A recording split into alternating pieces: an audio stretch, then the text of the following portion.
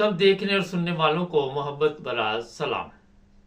बहादुर लोगों को हमेशा कौमें याद रखती हैं। कभी भी कोई बात हो उनकी मिसाल दी जाती है। सुल्तान सलाहुद्दीन अय्यूबी का आज का ड्रामा चल रहा है। ये तुर्कियों ने तैयार किया हुआ है, बड़ा अच्छा ड्रामा है, मगर पता नहीं ये वही कहानी है या नहीं। लेकिन ये मैं बताना चाहता हूँ कि आज के दौर में आप देखिए जो हालत पाकिस्तान के लोगों की है या पाकिस्तान के जर्नैलों की है, क्या इन्हें लोग इसी तरह याद रख सकते हैं? कभी भी नहीं। आपको याद होगा याहिया का दौर, जनरल रानी, और फिर पाकिस्तान को दो टुकड़ों में तकसीम किया गया। जनरल याहिया एक याश आदमी था। मैं इसलिए बता रहा हूँ कि कुछ भी आपने अगर देखना है तो जो कल गुजर चुकी है उस पर भी नज़र डाल लें, जो आज हालात चल रहे हैं उस पर भी नज़र डालें। जनरल याहिया एक याश आदमी था। बताया जाता है कि जनरल रानी के कहने पे पूरा मुल्क चल रहा था। जनरल रानी के पास बड़े बड़े लोग आते थे अपने काम करवाने, और वो काम हो जाते थे, क्योंकि जनरल याहिया जो था उसको जनरल रानी ने अपने कंट्रोल में किया हुआ था। जनरल याहिया को गद्दार भी कहा जाता है। और अगर आप थोड़ा सा पीछे चले जाएं इस्लामी दुनिया में, यही दौर देख लें अगर सलाहुद्दीन अय्यूबी का, तो वहाँ भी गद्दारों की कमी नहीं थी।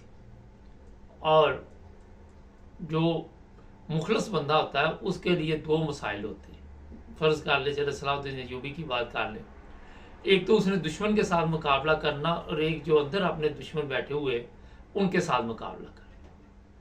और आपको ये भी पता होना चाहिए जो अंदर दुश्मन होता है वो ज़्यादा ख़तरनाक होता है, क्योंकि बाहर वाले दुश्मन का आपको पता होता है। जो बाहर दुश्मन बैठा होता है उससे आप वैसे ही मुताद रहते हैं, मगर अंदर वाले को ढूंढना मुश्किल होता है। ये जो गद्दारी का सिलसिला चला हुआ है, आज भी गद्दार पाकिस्तान में मौजूद हैं। ये ख़त्म क्यों नहीं हो रहे? इस्लामी तारीख आप खोल के देख ले, वहाँ पे आपको हर मोड़ पे गद्दार मिलेंगे। ज़्यादा दूर जाने की ज़रूरत नहीं, ये टीपू सुल्तान का दौर देख लें, वहाँ भी आपको गद्दारों के ज़रिए जो नुकसान पहुँचाया गया वो सबको ही लगा। आज पाकिस्तान की सलामती को फिर ख़तरे पे लगाया गया। कहते हैं कि जनरल याहिया जब जंग हो रही थी, 13 दिन की जंग थी, तो अय्याशी में पड़ा हुआ था, शराब और शबाब की महफिल में जनरल रानी के साथ अय्याशी कर रहा था।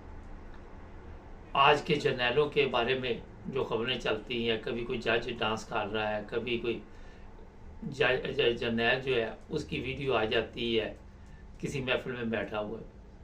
तो ये उसी नस्ल से तल्लुक़ रखने वाले जो लोग हैं पाकिस्तान के, तो दुश्मन है ही हैं। ये इंसानियत के दुश्मन है, ये इस्लाम के दुश्मन है, अगर मेरे से पूछें आप तो। क्योंकि इस्लामी तारीख में आपको इस तरह के बेशुमार लोग मिलेंगे, मगर उनको आज भी दुनिया जिल्लत और रसवाई के साथ याद रखती है। जनरल याहिया की मुलाकात किसी क्लब में हुई थी, बताया जाता है पिंडी के किसी क्लब में, और शराब के नशे में था, और वहीं पे उसके ऊपर जनाब वो इश्क का बोझ सवार हो गया। ये जो पाकिस्तान की हालत बनी आज, मेरा ख्याल है कि अगर आप नज़र डालें तो वहीं से ये काम सब शुरू हुआ। वहीं से तमीज़ तहजीब का दायरा जो ख़त्म हुआ। 65 की जंग के जो हीरो थे उन्हें आज भी लोग इज़्ज़त की निगाह से देखते हैं और कहते हैं कि मेजर अजीज़ भट्टी या सरवर जितने भी थे शहीद, उनको लोग आज भी मेरा ख्याल है कि अपनी दुआओं में याद रखते हैं। लेकिन 71 के बाद हमारा जो सिस्टम था वो आप सबके इल्म में है, किस तरह धर्म भरम हुआ। फिर औरतों के ज़रिए ये सब कुछ चलना शुरू। आज भी पाकिस्तान में जो कुछ चल रहा है किसी औरत के कहने पे चल रहा है, और उसी के ऑर्डर के मुताबिक जो मर्ज़ी करवा लो, जिसको मर्ज़ी मरवा दो, जिसको मर्ज़ी उठवा लो। उसने जो मौजूदा जर्नैल है या उस तरह की और भी औरतें हैं, उन्होंने मुकम्मल कंट्रोल किया होगा। और इस तरह की वीडियो कई दफ़ा सोशल मीडिया पे भी डाल दी जाती हैं। पिछले दिनों भी एक वीडियो आपने भी शायद देखी होगी, मैंने इस पर प्रोग्राम भी किया था। तो पाकिस्तान का ये जो सबसे बड़ा प्रॉब्लम इस वक्त चल रहा है, ये है इक़्तिदार की जंग। इसमें किसी को ये दिलचस्पी नहीं।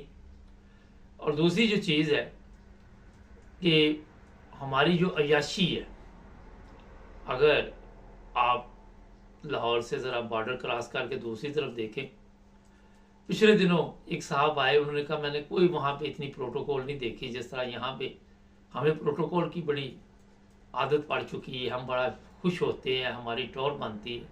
इस टोर में ना तो मुल्क की इज्जत रही, ना अवाम की इज्जत रही, ना हुक्मरानों की इज्जत रही, ना जर्नैलों की इज्जत रही। वो जो दोस्त इंडिया से सैर करके आया, उसने बताया कि वहाँ पे बड़े बड़े अमीर लोग हैं, मगर उन्होंने कोई इस तरह नहीं के पीछे को डाले में एक आध डाला आगे लगा और 10-20-30 लोग आगे पीछे बिठाए हो। और ये जो चीज़ें इसने पाकिस्तान को बर्बाद किया। प्रोटोकॉल कहते हैं सुल्तान सलाहुद्दीन अय्यूबी को जब कमांडर बना के मिस्र में भेजा गया तो वहाँ पे बेशुमार किस्म के खाने लगाए हुए थे। उसने पूछा क्या सारा मिस्र जो है इसी तरह के खाने खा के सोता है? तो उन्होंने कहा जनाब नहीं, ये तो आपके लिए तैयार किया है। तो वो बड़ा हैरान हुआ। उसने वो तमाम खाना जो था, वो जो भी लोग थे बाहर, उनको कहा कि आके खाओ। वो खुद एक रोटी और कुछ सालन लिया और आराम से वहाँ सादगी से साथ खाना खा लिया। हज़रत उमर की अगर मिसाल दें तो वो तारीख बड़ी बड़ी है। आज यूरोप में क्या वजह कि यहाँ पे प्रोटोकॉल की कोई अहमियत नहीं है। यहाँ पे जो रिटायर वजीर हो जाते हैं वो आपको आम बाज़ारों में सड़कों पे मिलेंगे, लेकिन ख़ासकर हमारे जो मुसलमान हैं, और ये आप अपना बादशाही निज़ाम देख लें, जहाँ जहाँ या जहाँ भी बादशाह बैठे हुए हैं, ये भी बादशाही समझते हैं ना अपने आप को पाकिस्तान, वहाँ की हालत देख लें। उनके नज़दीक सादगी का लफ्ज़ तक नहीं होगा कि उनको पता भी होगा कि सादा ज़िंदगी क्या होती है। उनको ये नहीं पता कि गरीब की ज़िंदगी किस तरह गुजरती है। अपनी याशी में ये लोग पड़े हुए। और जब सरबराह अयाश होगा तो जो पीछे फ़ौज के लिए आपको पता ही है, बांग्लादेश में जो कुछ उनके ऊपर इल्ज़ाम लगे, जो उन्होंने वहाँ पे कारनामे किए, वो जो आपका जर्नैल ऐसा होगा तो पीछे फ़ौज भी ऐसी होगी। आज देख लें, आपके जर्नैल अयाशी में पड़े हुए और आए दिन आपके फ़ौजी कभी चोरी में पकड़े जाते हैं। जब बड़े ऊपर ऐसे होंगे तो नीचे कौन हिसाब लेगा? कभी वो किसी जगह पे पकड़े जाते हैं, कभी किसी जगह पे पकड़े जाते हैं, कभी तेल चोरी करते पकड़े जाते हैं। तो जो भी कौमें होती हैं उनको अगर कोई लीडर ऐसा मिल जाए तो पूरी कौम बन जाती है। इमरान खान को जेल में डाल दिया। इमरान खान, चलो जी आपने जेल में डाल दिया, फिर आपके हालात ठीक हो गए, या तो आपके हालात ठीक हो जाते, आप अपने आप को कहते जनाब हम बड़ी अच्छे, अब बेहतरी की तरफ जा रहे। नहीं, आज जो पाकिस्तान की हालत बन चुकी है, इतना खौफ डर, कभी इनको सोशल मीडिया से, कभी किसी जगह से, कभी किसी जगह से, लेकिन अपनी जो इनकी गलतियां उन पे कभी भी ना तो समझौता करेंगे, ना ये कभी कंट्रोल कर पाएंगे। जिन्हें वो लोग हैं जो पहले भी इनके बड़े याश थे, वो भी इन्हीं कामों में पड़े थे। उसके बाद कुछ ऐसे लोग हैं जिनको औकात से ज़्यादा मिल गया, उन्होंने कभी ये सब कुछ देखा नहीं था। और भाई ये गरीब को जब इस तरह की ज़िंदगी मिल जाती है तो फिर वो आपको पता दूसरों का बेड़ा गर्क कर देता है, अपनी गुर्बत को बोल जाता है। आज भी पाकिस्तान के जो किस्से इस वक्त कभी इंडिया की मीडिया पे चलते हैं, जनरल या के, कभी किसी के, लेकिन किसी ने इससे कोई सबक हासिल नहीं किया। सोशल मीडिया पे दोबारा ये कहानियाँ चल रही हैं, और कहानियाँ चलाने का मकसद ये होता है कि शायद ये लोग जो है अपने आप को संभाल लें, मगर औरत, शराब इनके मुंह पे ऐसी लग चुकी है, ऐसी ऐसी चीज़ें सामने आती कि हम बयान नहीं कर सकते। कोई औरतों के जिस्म पे शराब फेंक के कुछ कर रहा है, कोई कुछ कर रहा है, आप उसका अंदाज़ा नहीं लगा सकते। अगर पाकिस्तान में यही हालात रहे तो मेरा ख्याल है कि तारीख एक दफ़ा फिर दोहराएगी, और दुश्मन तो जो फ़ायदा उठाएगा, जो अंदर बैठा हुआ दुश्मन नुकसान देगा, उसका आप सोच भी नहीं सकते। चैनल को सब्सक्राइब करें और भी प्रोग्राम देखते रहे, जुड़े रहे हमारे साथ।